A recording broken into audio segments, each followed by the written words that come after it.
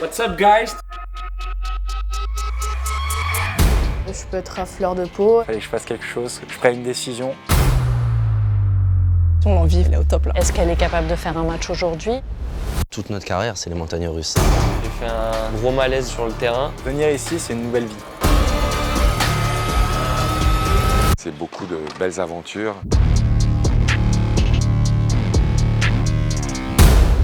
L'histoire est juste magnifique.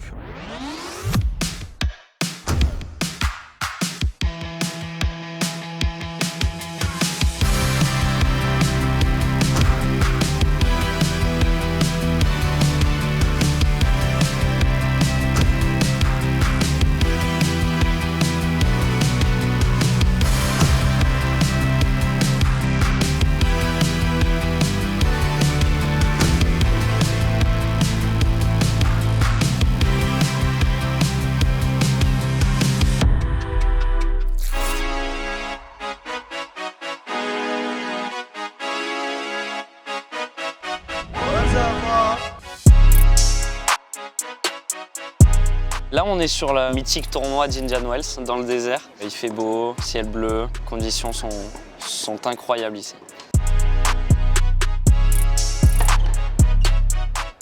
C'est la première fois que je viens ici et l'endroit est juste immense. On a l'impression de jouer à un grand chelem. Franchement, c'est que du kiff, pour que ce soit pour s'entraîner ou pour performer, c'est top ici.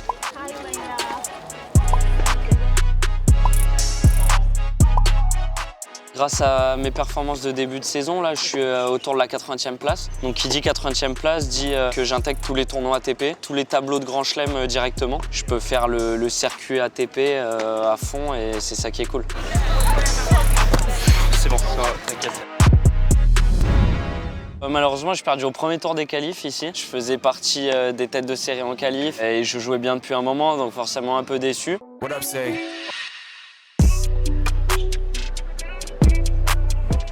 Je suis arrivé un peu tard ici, vu que j'étais à Dubaï. Il y a 12 heures de décalage horaire, donc l'enchaînement il était très dur.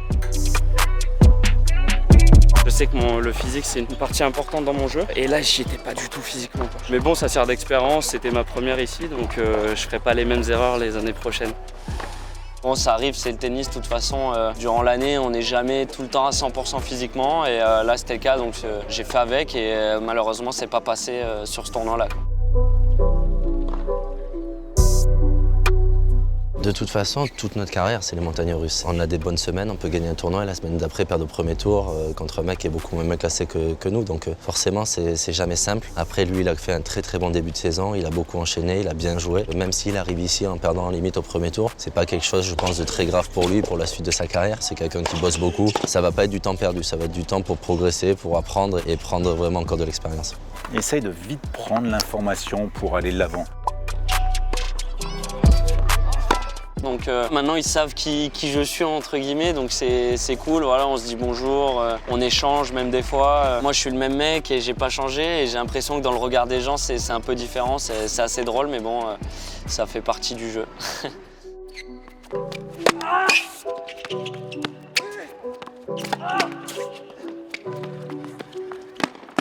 Oui monsieur! Oui monsieur! 6-5, elle est dans la boîte celle-là en plus.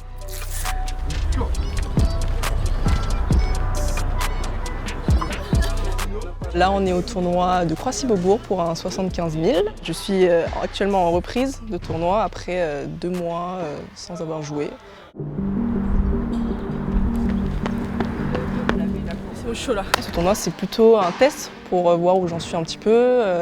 Si mon niveau de jeu est revenu, s'il n'est pas revenu, c'est pas très grave, on va continuer à faire des matchs. L'envie, franchement, elle est au top là. Ce qu'on dit à Jenny, au-delà du résultat, c'est qu'il faut s'armer de patience. Une fois qu'on est armé de patience, c'est réussir à retrouver des repères. Elle, pour retrouver des repères, elle a besoin de retrouver du plaisir et de l'envie, avec le petit stress qu'elle va retrouver dans la compétition, mais qui fait partie du jeu. Je suis stressée là. Ouais, oui, ça se voit. Mais fais rien. Est-ce qu'elle est capable de faire un match aujourd'hui avec ce qu'elle a vécu avec la dingue? Au niveau tactique, là où elle avait fait beaucoup de progrès, est-ce que c'est resté? Et après, en termes physiques, qu'est-ce qu'elle est capable de développer aujourd'hui? Je me suis beaucoup blessée ces dernières années. C'est pas vraiment une blessure, c'est plutôt une maladie, mais c'est à peu près la même chose. J'ai pas plus paniqué que ça et juste vivre l'instant présent et d'accepter que je sois out. C'est pas très grave. Bien, super. J'avais plutôt peur de faire n'importe quoi au début du match, j'avoue, mais je suis assez contente de mon match. Bien servi. Au deuxième, je suis menée 5-1, je reviens à 5-5, le public était là, c'était incroyable. Bien tenu, super, super là. Et ouais, je perds numéro 7-5, mais c'était vraiment une bonne reprise pour moi. Ouais. Mon jeu est en place, je trouve. J'ai vraiment hâte de jouer mes prochains tournois. Une semaine après le tournoi de Croissy-Beaubourg, je suis partie 2 semaines à Monastir en Tunisie pour 15 000 et j'ai gagné mon second titre de 2024. J'ai réussi à retrouver mon niveau du début d'année, donc je suis vraiment très contente.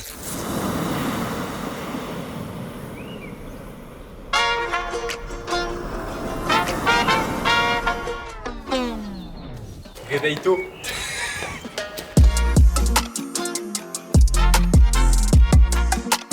On est du coup à Bordighera en Italie. J'ai commencé à m'entraîner ici depuis mi-février. Bravo. C'est un environnement familial. On voit de la complicité sur le terrain, en dehors. En plus de m'entraîner, de progresser et d'apprendre, je partage des moments avec des personnes qui sont géniales, comme avec Michele. C'est quelqu'un qui apporte de la bonne humeur. C'est bravo. On commence les séances à 7h45. Ça te donne le sourire et ça te donne envie d'aller t'entraîner. Oh. Venir ici, c'est une nouvelle vie. En fait, tout a changé. Voilà, maintenant, je me mets à parler anglais tous les jours. Chaque partie de la saison, c'est des épisodes. Donc là, ces 5 semaines, c'est un épisode principalement axé sur l'entraînement, très dur et très physique. Push more in the right. Hop.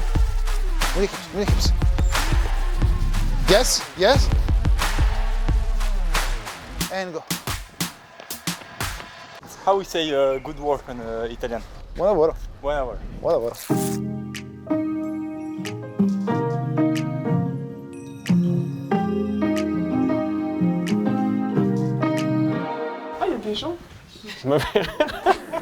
Le premier rang, il est toujours autorisé. Bonjour à tous, on est ravis de vous retrouver ici à la All-in Academy chez toi, Joe. On passe le temps toute l'année sur le circuit et là, c'est des moments un petit peu plus tranquilles entre nous où on a le temps d'échanger, de partager. Ces séminaires, l'objectif il est double. D'un côté, il y a toute une partie de formation où en fait on les accompagne avec des interventions sur les paris sportifs, la nutrition, le rôle du mental, ce genre de choses-là.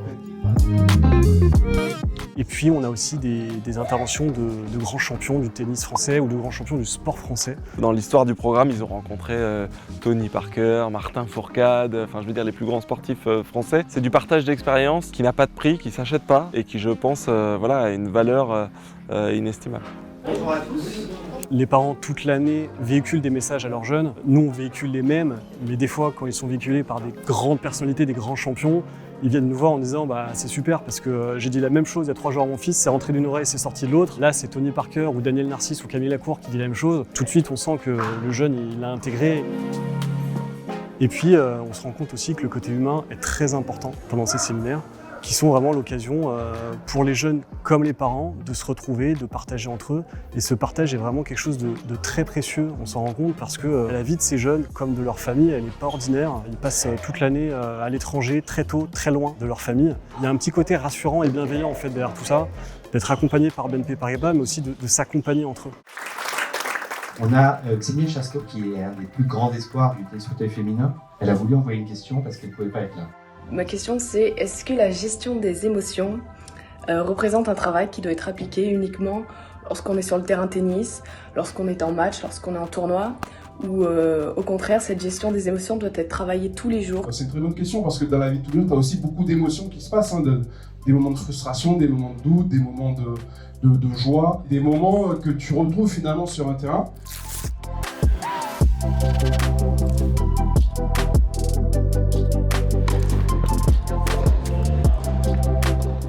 Yannick Noah, il vient assez souvent nous voir, il donne des conseils très spécifiques à lui-même, il rigole, il y a de l'humour et à la fois il te bouge en fait à travers un humour, il te dit vraiment les choses en face. On y va, joue ton coup, allez, le prochain tu vas le faire. Beaucoup de conseils sur son expérience et l'attitude qu'on peut avoir sur le terrain. Elle est, comme beaucoup, émotive. Donc, quand il y a des moments un peu moins forts, c'est là qu'on essaie de définir les faiblesses et les choses à travailler. C'est pas facile tous les jours sur un cours, elle est énormément exigeante avec elle-même. Elle a du mal à accepter le fait de pas réussir tout de suite, qu'il faut passer par des répétitions, par l'apprentissage. Elle veut tout de suite réussir. Je suis quelqu'un de très sensible. Je travaille beaucoup sur la gestion d'émotions sur le terrain. Mais moi, ce qui est paradoxal, c'est que j'ai vraiment une différence d'attitude entre l'entraînement et le match. En entraînement, parfois, c'est un peu compliqué. Mais en match, ça se passe plutôt bien, la gestion des émotions. Elle aussi, elle a ses problèmes de son côté. Vas-y, lâche pas. Je peux être à fleur de peau et avoir carrément les larmes aux yeux. Mais même dans la vie de tous les jours, pas que sur le terrain. Sensible. Et parfois, il y a l'énervement, comme une petite ado qui râle. Franchement, moi, je râle pas mal sur le terrain en entraînement. Ouais, elle boude, mais bon, après, c'est à nous d'analyser et de savoir qu'est-ce que ça veut dire, qu'est-ce qu'il y a derrière. Elle ne gagne pas l'US Open en junior, elle ne devient pas la meilleure junior du monde comme ça, par hasard.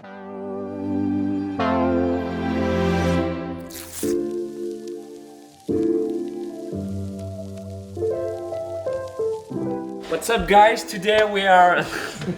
Le mec se prend pour un américain, pas du tout. Petit Airbnb tranquille avec la team. Des petits canapes sur la télé. Là c'est la cuisine. Ça fait maintenant 10 mois qu'on voyage tous les trois et franchement on s'entend plutôt très bien. Avec Steph on est très chambreur, on s'entend bien là-dessus. Franchement avec Paul on se pose la question qu'est-ce qu'il fout dans une cuisine parce qu'on l'a jamais vu dans une cuisine. À croire que les caméras lui font faire des merveilles. Hein. C'est pas ma cuisine. C'est pas ta cuisine. Ah non, si tu veux. Comme par hasard. Attends, il faut des bons outils quoi. C'est bientôt prêt. Et on essaye d'avoir plein de moments aussi où on peut se déconnecter un peu du tennis parce que voilà, on voyage tout le temps, on est loin de nos proches et tout et c'est jamais évident durant toute l'année donc d'avoir cette entente tous les trois, c'est cool. Alors tu nous prépares un petit truc croquant, croustillant. Il fait pas ça, Cyril Lignac un peu? Si. Pourtant je viens du sud mais j'ai pas du tout l'accent, j'arrive pas à choper l'accent du sud. Ouais, ça manque un peu de cuisson.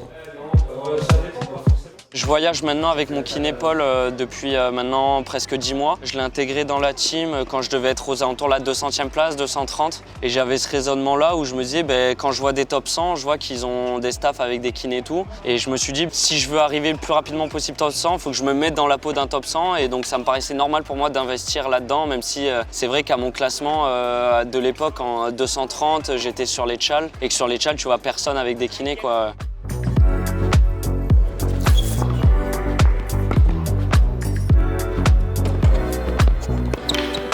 Quand on a créé le projet avec Joe il y a 6 ans déjà maintenant, on a tout de suite senti qu'il avait cette envie de transmettre en fait, de partager à la relève qui allait arriver après lui.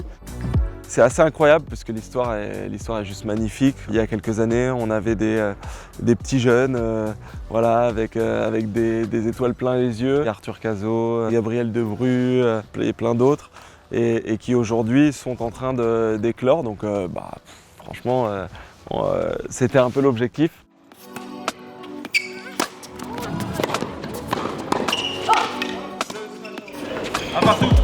Chez BNP Paribas, cette transmission pour nous elle est capitale pour que les jeunes talents du tennis français aujourd'hui puissent aussi performer. Ils ont besoin des conseils des anciens qui sont passés avant eux, ils ne peuvent pas vivre ça tout seuls.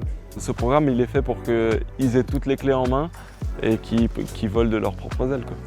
Salut Arthur, petit message pour te féliciter pour ton début de saison. J'espère suivre un peu tes traces. C'est vraiment un exemple pour tous les jeunes je pense. Continue, bon courage parce que tu nous inspires tous. Et je voudrais aussi te souhaiter un bon rétablissement pour ce que tu as eu à Miami. Et on espère te revoir très vite.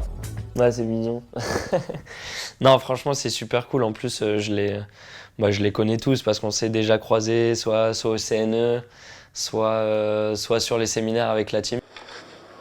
Ce qui s'est passé depuis Miami, forcément, ça a un peu tourné. J'ai fait un gros malaise vagal sur le terrain. J'ai perdu connaissance en fait quelques secondes. J'ai eu des crampes généralisées dans les vestiaires quand ils m'ont amené en fauteuil roulant pendant 20 minutes d'affilée. Ça m'a fait bizarre de voir la chute parce que je m'en souviens plus trop, quoi. Même avant que le malaise se passe, en fait, j'étais pas hyper bien physiquement. Sur le court, j'avais vraiment l'impression de lutter, de serrer les dents sur chaque point et d'en chier. Et j'ai dû pousser un peu trop la machine, quoi.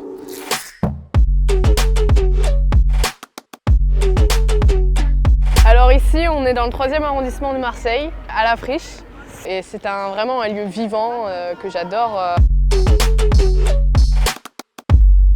Marseille représente ma ville où j'ai grandi, depuis mes 3 ans jusqu'à maintenant. Ça a été dur un peu de quitter Marseille. Il y a ma famille en premier, il y a mes repères. Quand je reviens à chaque fois à Marseille, c'est complètement différent. J'ai toujours un emploi du temps extrêmement chargé quand je rentre à Marseille. On va aller au stade de la Fourragère, on va passer la première épreuve de bac de sport. Chasteau, tenez mademoiselle. Bravo Marc. Prêt?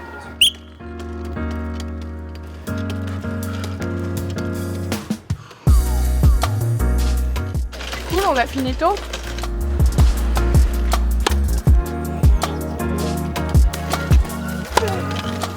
Bon, on mange, là j'ai faim. C'est le vrai plaisir de venir manger en plein air au club. Ça faisait longtemps que c'était pas arrivé, quoi. Bon, on reste en contact, mais c'est vrai que vivre au quotidien, c'est pas pareil. C'est plus intéressant. Et puis la semaine prochaine, c'est moins chargé quand même. Là, c'était particulièrement chargé. Le bac et tout, c'est chaud. C'est très lié à la qualif pour les JO, quoi. C'est l'année des JO, plus le bac, c'est très très lourd.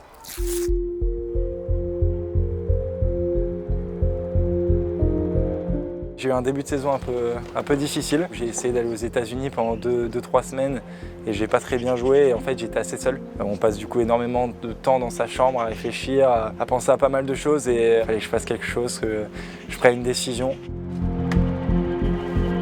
Je devais aller avec Ricardo un peu plus tard, mais j'ai décidé de venir beaucoup plus tôt afin de faire une vraie préparation de 4 à 5 semaines avant de repartir sur terre battue.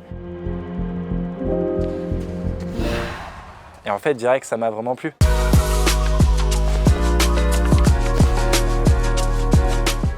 Dès le premier jour, on a parlé tennis, dès le premier jour, on a parlé technique, des mots qui sont importants pour devenir très bon. Et au bout de 2-3 jours, j'ai déjà senti des différences. He is very focused in tennis and I hope to help him to have success because I think he won that.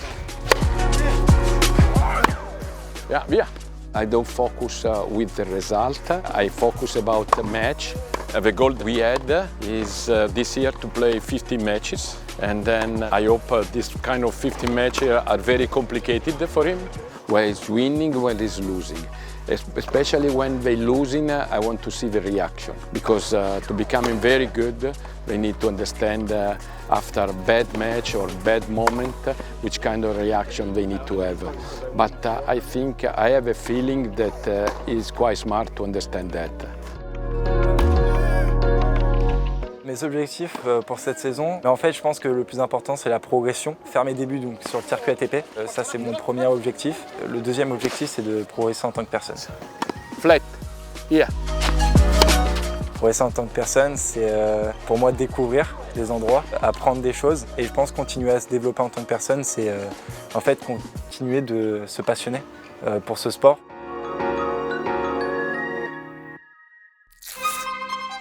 Roland Garros, on y pense tous. Roland, c'est un rêve. Je me suis déjà imaginé gagner Roland Garros. C'est une terre battue assez unique. Ça me procure des émotions de malade. J'adore les sensations qu'on a quand on joue dessus. Quand on me dit Roland, j'ai des étoiles plein les yeux.